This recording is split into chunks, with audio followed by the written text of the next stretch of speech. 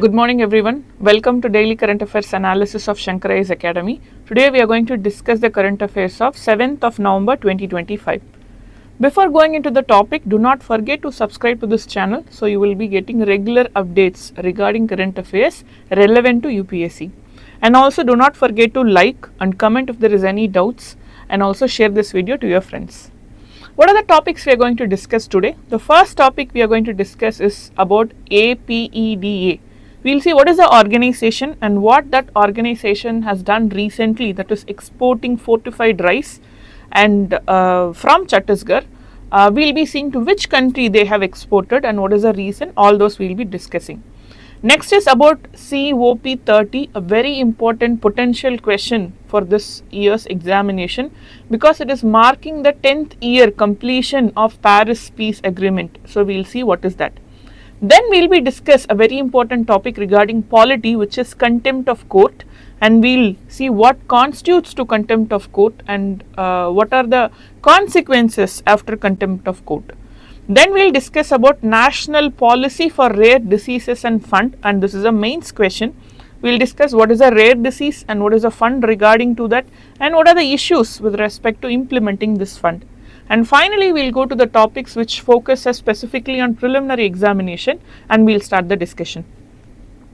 The first topic we are going to discuss today is about APEDA, and this organization has exported 20 metric ton of fortified rice from Chhattisgarh to New Guinea. So we will see what is the context of it and what is fortified rice, and everything we will discuss right now. And Agriculture and Processed Food Products Export Development Authority, that is what APEDA stands for. And this is functioning, this is established under the Ministry of Commerce and Industry. So in one of my video, I would have told you that when it comes to agricultural products, the ministry will be based on what is the stage of that particular product. If it is still rooted to the soil, it would come under Ministry of Agriculture. But once it is harvested, it's an agricultural good, it comes under Ministry of Commerce and Industry. So this we should keep it in mind. And the legal basis, it's a statutory body created and or established under APEDA Act of 1985. So this is replaced. So this has replaced a procedure, and the procedure is Processed Food Export Promotion Council. And what is a mandate? Promotion and development of export of agricultural and processed food products from India. So you should keep it in mind, agricultural products are primary sector and food processing is a secondary sector, manufacturing sector. This you should have a clear idea about, because recently UPSC is asking about primary, secondary, tertiary sector based question. So you should be clear about it.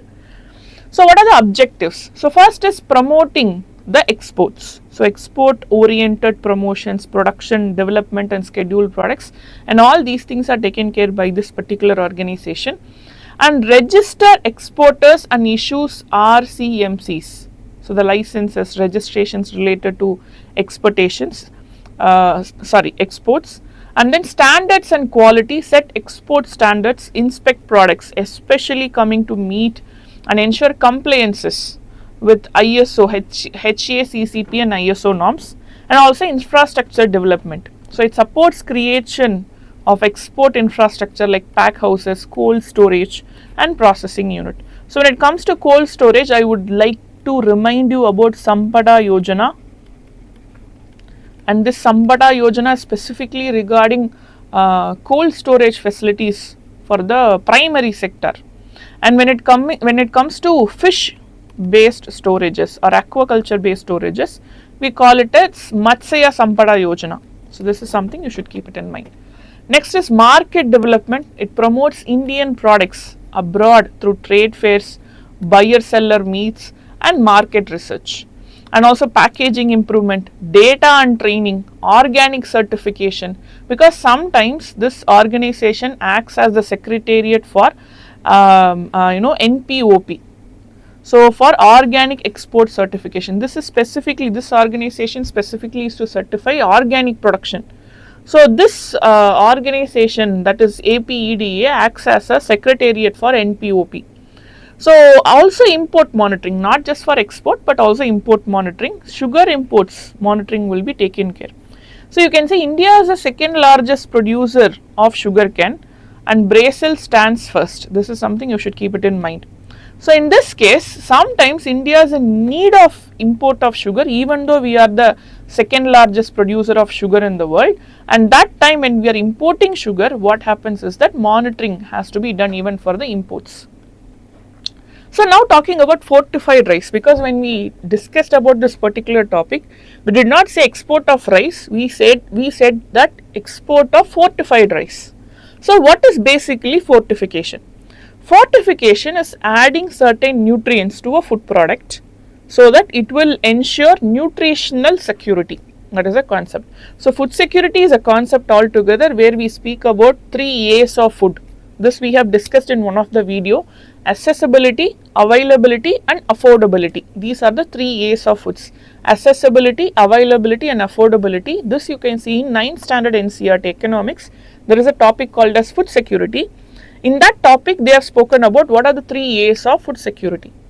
In this food security, we have achieved food security in our country, but achieving nutritional security, that is a major issue today.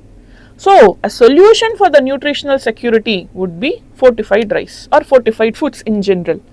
In this, rice is fortified in certain situations, whereas we are blending rice flour with micronutrients including iron, folic acid and vitamin B12. Sometimes even we are adding fortified form in terms of grain like structures also, so that it would be mixed with the normal rice. So fortification is not just at the rice flour stage, but also at the grain stage we are adding fortification.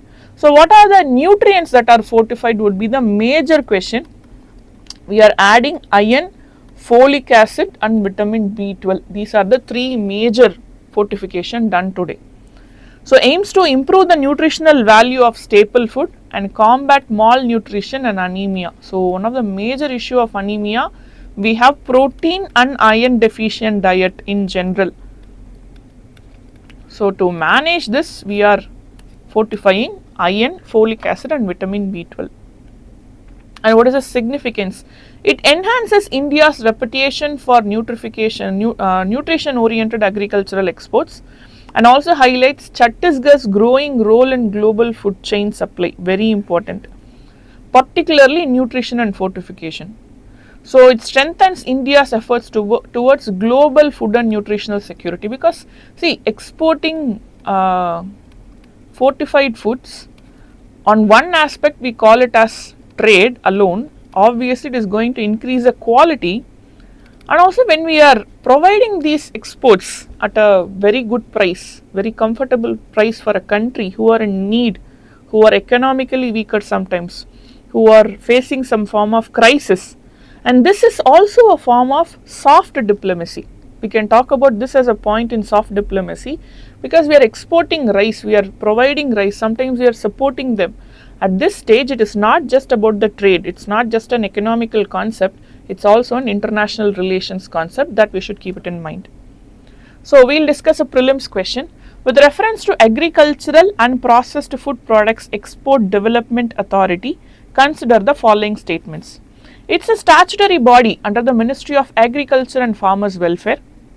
It is responsible for promoting the export of scheduled agricultural and processed food products from India. It functions as Secretariat for National Program for Organic Production, that is what NPOP stands for, National Program for Organic Production. So what is the right answer? It is a statutory body under the Ministry of Commerce and Industry. That's what I told you. Even though it's an agricultural product, so it speaks about agricultural products, it is not under Ministry of Agriculture. So first statement is not correct, but second and third statements are correct. So 2 only is the right answer for this particular question. We'll go to the next topic.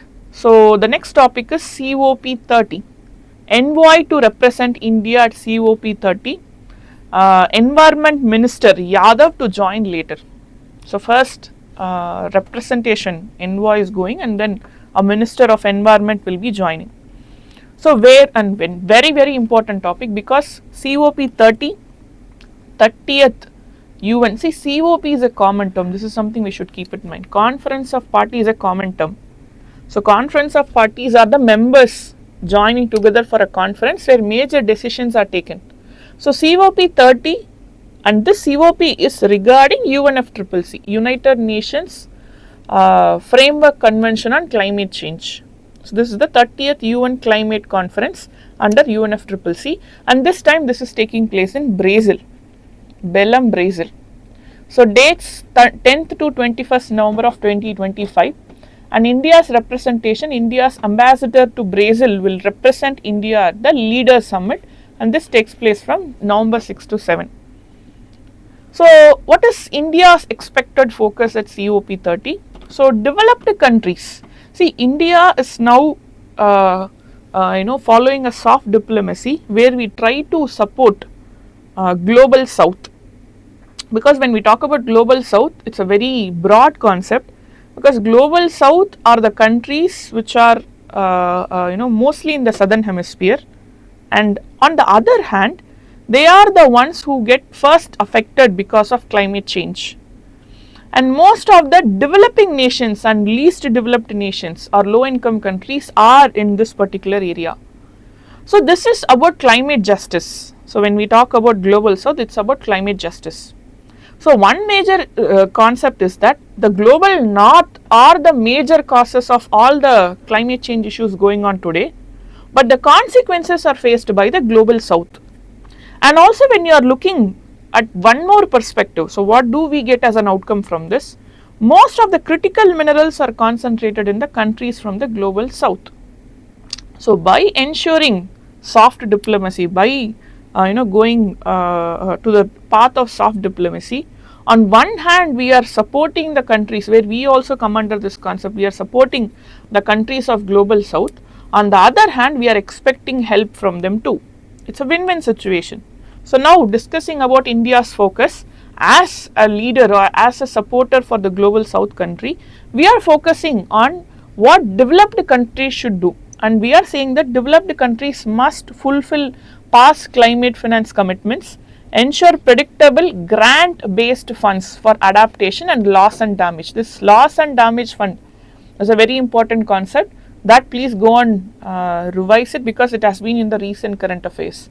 India calls COP30 the COP of adaptation and move from dialogue to on ground action. This is what is happening recently in the last COP28, COP29. We are talking about actions. We have discussed enough, we should start acting, and yes, this is one of the focus for India. Geopolitical context marks 10 years since Paris Agreement 2015. So prior negotiations, COP29, we have struggled over climate finance goals, and many developed nations are reassessing climate spending due to economic pressure. See, this makes it a very potential question. This year you can get question related to, I believe you will get question in almost most of the subjects, be it geography, be it environment, be it science and technology, be it international relations, in any topic, even polity, where you talk about the legislations and the governance, even all the topics you can expect questions from climate change or anything related to global warming, climate change and all these aspects. So please keep this in mind. So main themes expected at COP30: forest, Amazon protection and global carbon sinks, renewable energy, scaling solar, wind and grid cooperation, protecting vulnerable population, because we talk about sustainable development, we have to talk about conserving environment, also protecting our economies, at the same time ensuring social upliftment. So these three are the themes of sustainable development, and we are expecting these three would be the themes of the COP30 also. Climate resilient agriculture, ensuring fair funding for global south, all these things we are expecting to be the theme this year. Global finance discussion. So UN roadmap, Baku to Belém, mobilize 1.3 trillion per year by 2035 for the developing countries. Brazil is launching Tropical Forest Forever Facility, Tropical Forest Forever Facility, TFF. 125 billion for forest conservation, and this is result based payments. And India showcased climate initiative. What have we, see this is very important question. What are India's achievement or India's initiatives with respect to climate resilience? India is performing really well when it comes to climate resilience. In that aspect, International Solar Alliance, France and India together have initiated this solar cooperation among more than 100 countries. So International Solar Alliance, the major members are the sunshine countries, that is the tropical countries. And it is not necessary for a country to be in the tropics. Even countries who are not in the tropics can be part of International Solar Alliance. Next is Coalition for Disaster Resilient Infrastructure, Climate Safe Infrastructure Network, that is also India's initiative. International Big Cat Alliance, Global Wildlife Conservation Diplomacy, that is also a major question. So India has successfully conserved tiger population, so it is something we can boast about in the global stage. So there is a UPSC question, 2016 question. So in 2015, you just saw that we started this or initiated this International Solar Alliance, and that year we had the question. International Solar Alliance was launched at United Nations Climate Change Conference in 2015. Yes, the alliance includes all the member countries of United Nations. So first statement is correct, we just saw.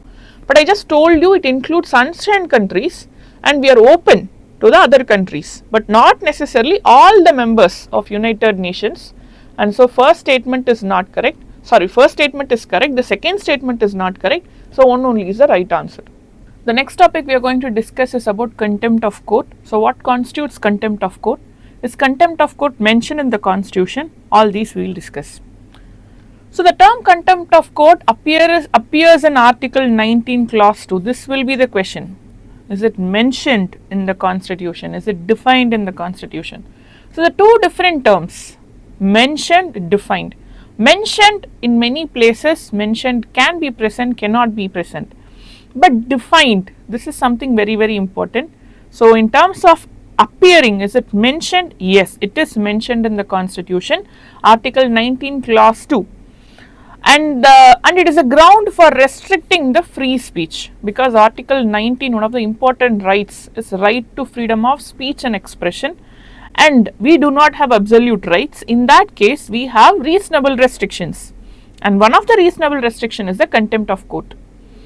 And Supreme Court, according to Article 129 of Constitution, and High Court, according to the Article 215, are designated as the court of record, which means their decisions are preserved for reference.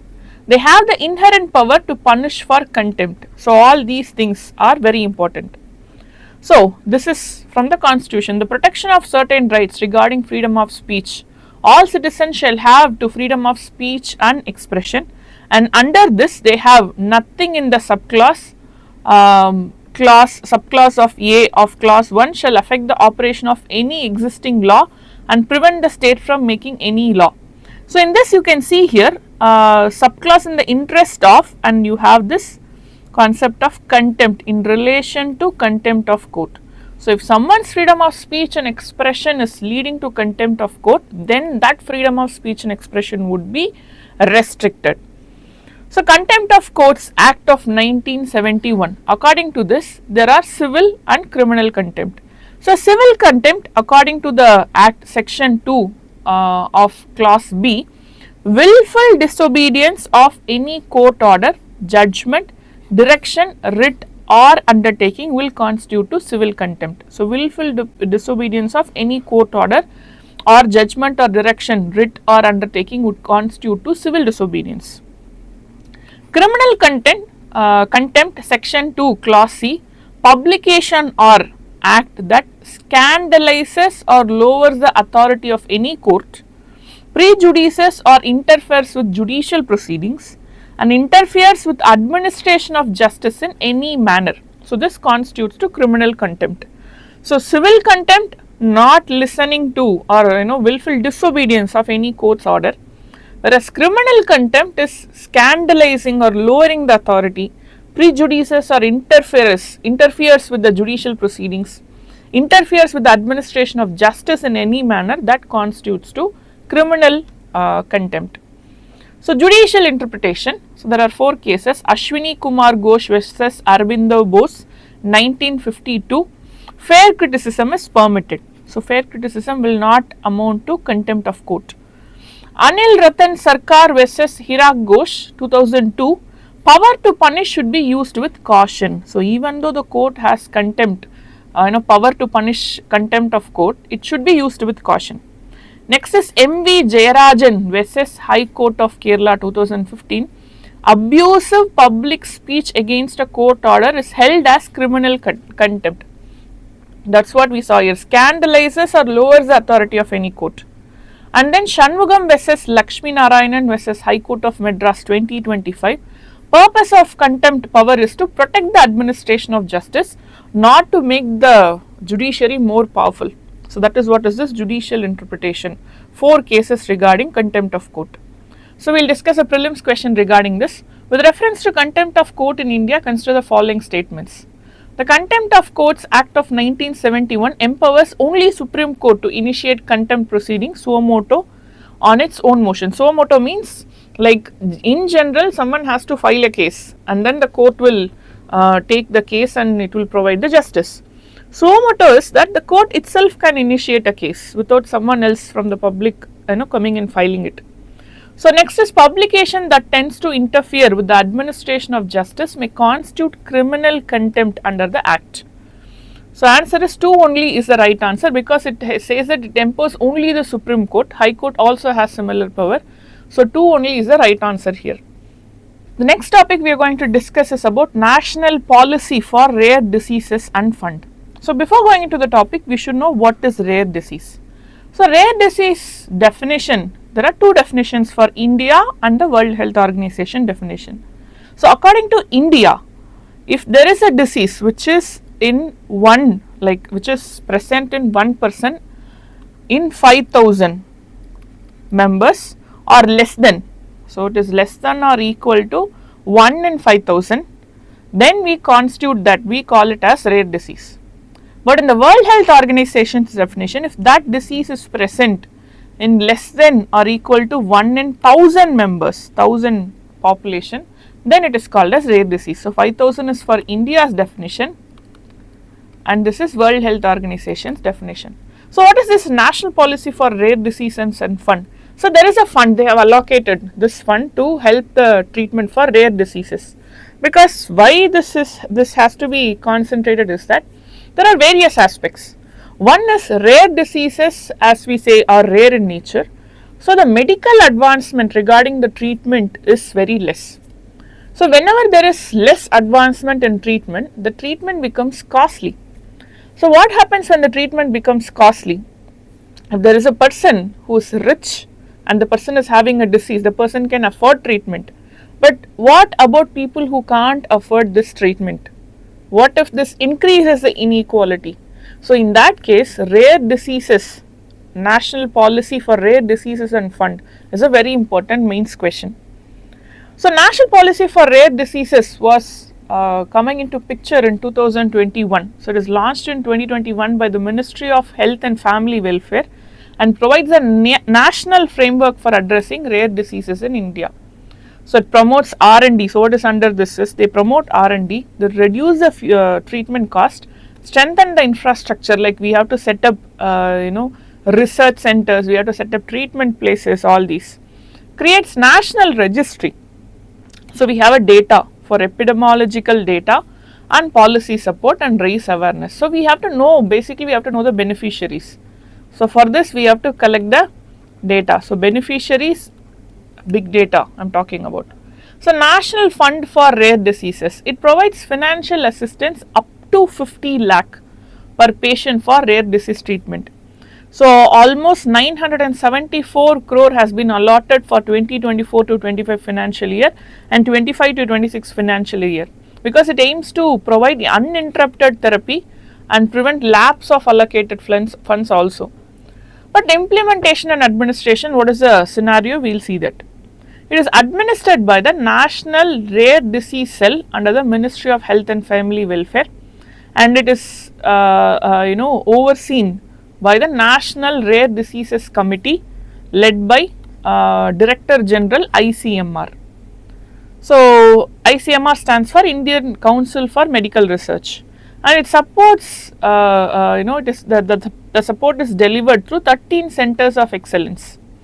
And Delhi High Court mandates that fund transfer within 30 days should ensure for the patient's timely access to the fund, because when you are knowing that someone is affected by a rare disease, so time becomes very important factor there.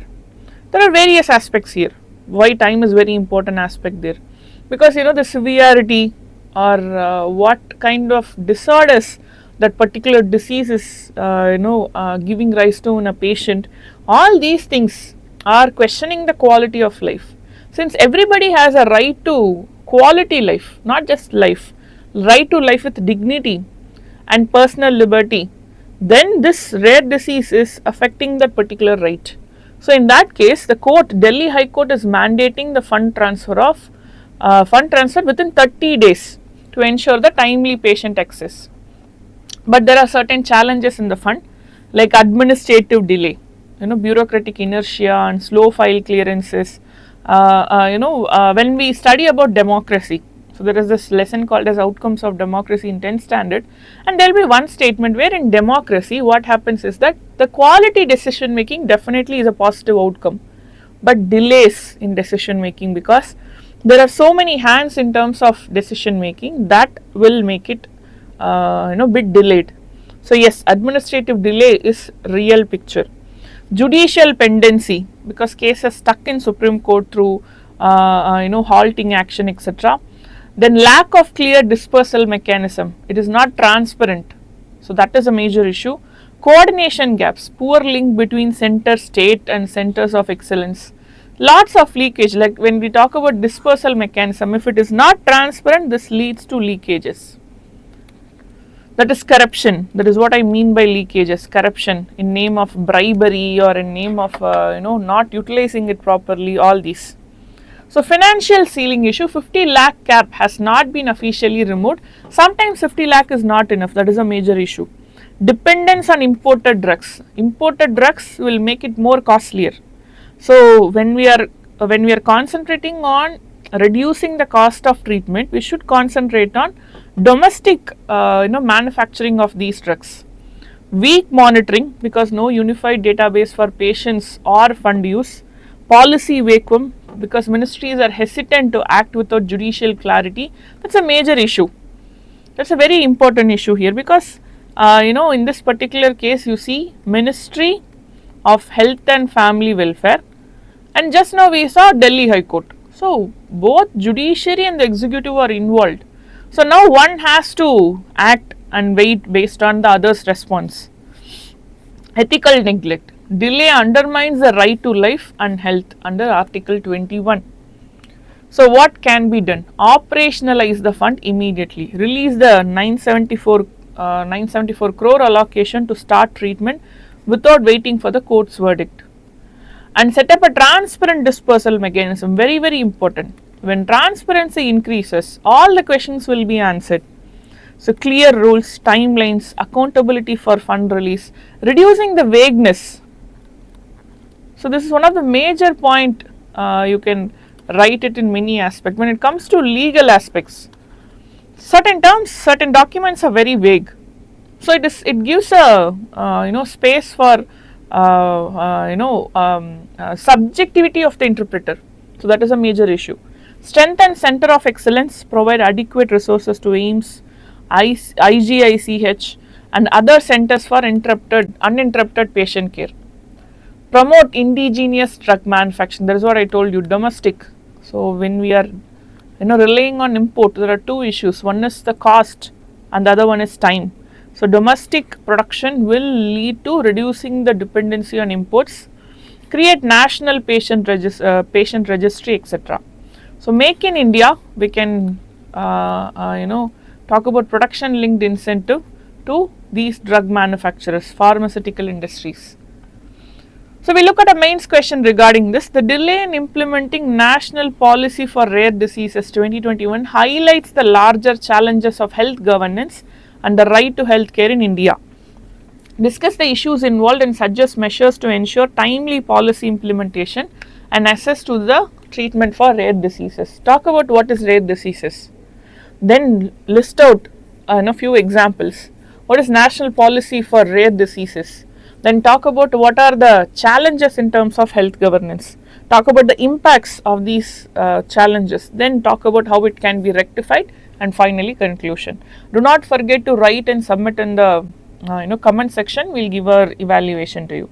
So now we are going to discuss prelims focus. So the last section of today's discussion, and we'll go into the topic. The first topic is Guru Nanak Jayanti, celebration of 556th birth anniversary of Guru Nanak Dev. It is also known as Guru Purab or Prakash Utsav. So it is celebrated annually on Kartik Purnima. Guru Purab usually falls in the month of October to November. It is one of the most sacred festivals in Sikhism, very, very important. It's an art and culture based question, very important, with devotees across India and abroad celebrating the day with very much importance. Guru Nanak Dev, he was the first among 10 gurus and the founder of Sikhism. Born in Talwandi, Punjab, now in Pakistan's Nana Sahib, he was deeply spiritual from a young age and at 30 experienced a divine revelation. So this led him to preach a message of universal love, equality and devotion to one God. This is very important, because what is the basis of the religion of Sikhism is universal love, equality, all forms of equality, gender based equality, and then no divisions, stratifications among the caste based divisions or whatever it can be, whatever type of discriminations that are happening. So Sikhism promotes universal love, equality and devotion to one God. And also one of the important part of Sikhism is, according to Sikhism, you should provide food for the needy. That's very important. He emphasized rejecting caste distinction, encouraged truth, honest labor and selfless service. Teachings recorded in Guru Granth Sahib laid the foundation of Sikhism. So this is very important. Guinness World Records achieved under Swasth Nari Sashakt Parivar Abhiyan campaign, Ministry of Health and Family Welfare. So what is the record achieved? Registered for a healthcare platform in 1 month, the 3.21 crore. So there has been 3.21 crore registers in the healthcare platform in just 1 month. So they sign up for breast cancer screening online in 1 week is 9.94 lakh. Sign up for vital signs screening online in 1 week at the state level is 1.25 lakh. So it combines. So what is the significance? What if we achieve a world record?